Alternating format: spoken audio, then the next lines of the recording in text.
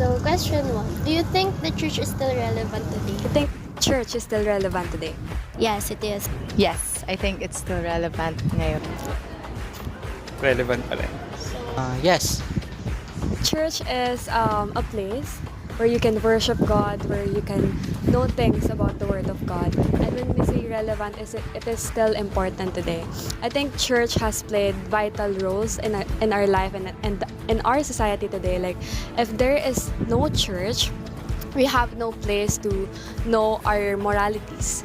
We have no place to develop our morality. Because based on Acts 17 verse 26 to 29, it says there na si God, dinetermine niya yung place, yung mga tao, kung saan sila ipapanganak, kung saan sila, kung ano yung magiging life nila. And I believe na ginawa niya yon so that people would seek Him. And still, ngayon, relevant siya kasi madaming tao na like ano ba yung purpose natin and bakit ba ginawa ni God yung mundo, like ano yung purpose. So I think church is relevant because yung church, katulad ng sinabi ni Jillian, it's composed of people who worship God, who gather. I think na it's still relevant today.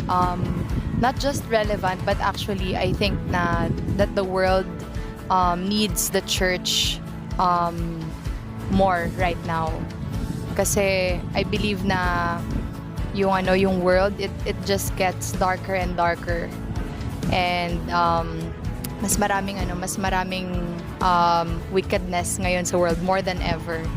And so I think na the church is an avenue where we can actually know who God is. We all know na that no man is an island. We know na we cannot live by ourselves. We cannot live alone. And so the church is a place, but it's not just a place, but it's composed of people who upholds the standard of God. And thus it helps us to be better humans. It helps us to know our purpose, and it helps us to have a better place, for the world to be a better place. Relevant pa rin siya kasi number one, may mga tao pa rin naniniwala kay God. And so relevant siya. Number two, yung church is safe place siya for many people who believes in God. Kasi katulad nung, I think may nagsabi na kanina na yung mundo ngayon padilim ng padilim. So many people right now, they see light inside the church where they get to read the Bible, get to know more who God is. So I think it's still relevant today. First, it instills value to people, like in a world that we live in today. Kasi masyadong moralless na yung mga tao ngayon, that they don't have the morality to do what is right. And I think that's why, first of all, yun yung importance ng church, especially a true church. And yun yung sila yung nagbibigay ng mga values, ng characters, sila yung nagbi-build up nun. So that's why it's very important na relevant siya ngayon at this age, at in the world that we live in. And personally, yun na. Kasi in a community, dun mo na kukuha yung nandun mo na kukuha yung love, nandun mo na kukuha yung church or family. And personally, that's what I've been receiving in this church. So yes, it's The impact of church in my personal life, I would say that my life turned around. The impact of church in my personal life is this is where I can vent, since this is composed of the disciples. This is composed of people who can lead you to God. So the impact of church in my life is being able to be around the people who is in the same page as me, which is to worship God. So, ang impact ng church sa akin has a lot. Ang dami niyang impact sa akin, and all of its impact is focuses on more positive impact talaga. Ayan po. So the impact of church in my personal life is actually it helps me hone my who I am today. Like I believe without the church, without the help of people who loves God, I would like ngayon, siguro yung ginagawa ko ngayon is, hindi ko alam, pero ngayon, because of God and also the church, help ng church is, I gained clarity on my purpose, and I gained clarity on what should I prioritize in my life, aside from school, aside from being being ate. Because of this gift, I believe that the church is a gift of God. And at the same time, this helped me, number one, to know my purpose. Why am I alive? And number two, it helped me to be a better person. I didn't know na I could be the person who I am right now.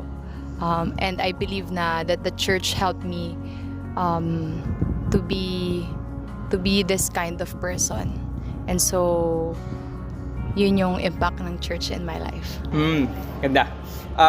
Una, hindi ako marunong mag-English dati. Ngayon marunong na ako. At least natuto na ako. Pangalawa, leadership skills. Dito ako natutunan sa church yung leadership skills. Personal responsibility. I think I learned it more in the church. Pagiging confident. I think kasi yung mga nakakasalamuha ko, iba't ibang tao, may mga kaya, may mayaman. Pero yung trato kasi nila same for everyone. And so nagkaroon ako ng confidence na kaya ko palang kumausap ng iba't ibang tao. And lastly, security. I think yun yung na-build sa akin na I find myself secure in any way.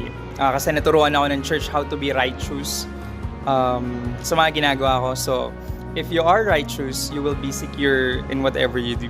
And so, yun yung mga impact sa buhay ko. First and foremost, it builds up my character. When it comes to integrity, I've been building it up with God. Because of the church, because of God, I've been building it up. I'm not lying. I've been authentic to myself. I've been truthful to others, especially to God. That's why I think yun yung naging sa akin. Yun yung naging impact. Tapos yung second is that I have the power to do what is right. I have the power to be free. Yung sa mga sins, I do have the power. God have the power. And personally, being with the church, being with God, having my relationship with them, is I have gained the power to quit, to turn aside, to repent. Na iwan ako na yung mga kasalanan na yun. Kasi even before even before that I was going to church, I always think like there's no power within me to change myself. And being with the church, being with God has impacted me to break free from that addiction, break free from that life, immoral life. And I think that's an impact that I have, that the church has given me. And lastly is that because of the church, I've gained the family that I have, that I've been na-cherish ko sila in those moments na magkakasama, in the moments na konti man kami, madami, minsan hindi nakikita. But at the same time, we're still doing our best, we're still giving our best to be with each other, to commit to God, to have our walk with God. And I think that's the main purpose that I have, is to walk with God with integrity, to walk with God with the people, with His kingdom. And I think that summarizes it.